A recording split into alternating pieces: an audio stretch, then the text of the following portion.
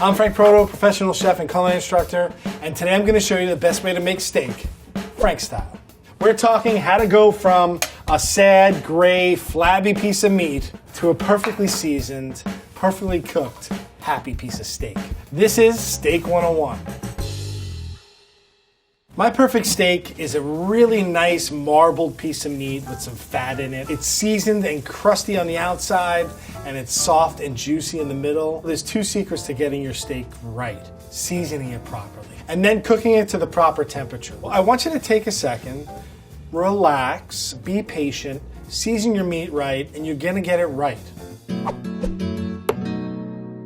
In front of me, I have a beautifully marbled New York strip steak that's cut to about 1.5 inches. This cut and this size is where you're gonna get the maximum amount of juicy inside and crunchy outside. You're not gonna find that in the shrink wrap, in the shelf, or in the cooler. You have to go to the butcher and ask them to cut it this size. Most butchers will not charge you extra to custom cut it for you.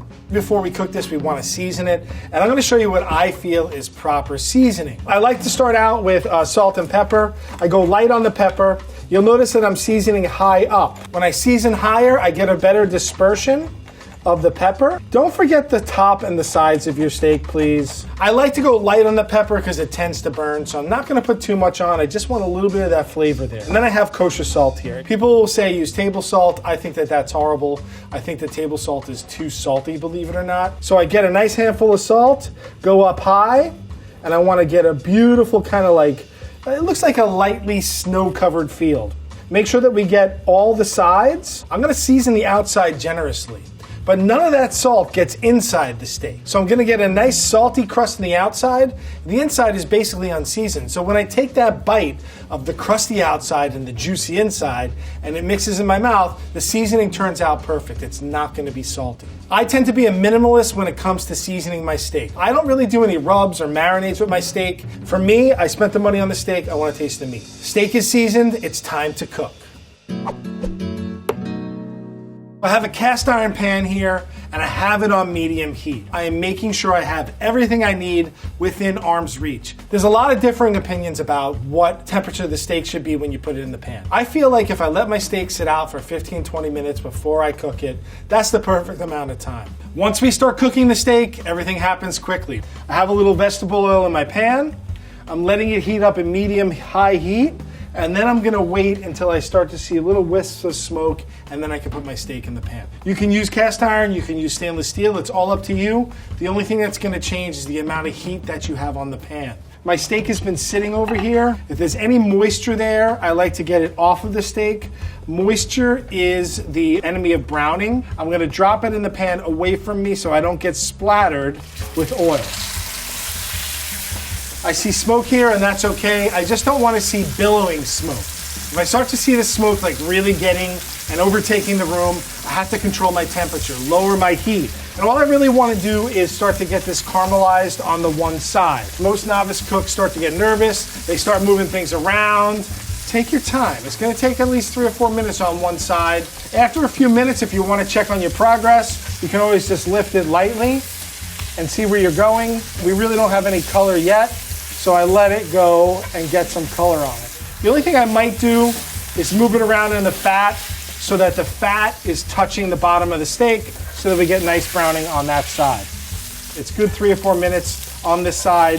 One thing that most people neglect is this nice fatty side, and that fat cap has a lot of flavor. But you don't want to eat fat that is not cooked enough. You want the fat to kind of get crispy, because fat that's just warm is like chewing fatty beef bubble gum, and you don't want that. I'm just gonna hold it on the fat cap side before I put it down on the opposite side. If you look at this side of the steak, it has a nice brown crust, it's not burned, and that salty crust is what's gonna make our steak delicious. And at this point, while the steak is cooking, I can get my aromatics ready. I just get maybe 2 or 3 cloves of garlic. And this is what you see chefs do in the restaurants. I just want to break the garlic so that we get some of that garlic scent. It adds flavor, but it doesn't overpower it. I have some sprigs of thyme. The butter goes in the pan now. The reason we don't add the butter at the beginning is because it'll totally burn, and it'll be black butter, not brown butter. Brown butter has really nice flavor. I'm gonna lower it to a medium heat, start taking my butter, and start basting my steak. Sometimes you'll see there's bald spots or light spots on your steak based in that spot. That's what this is for.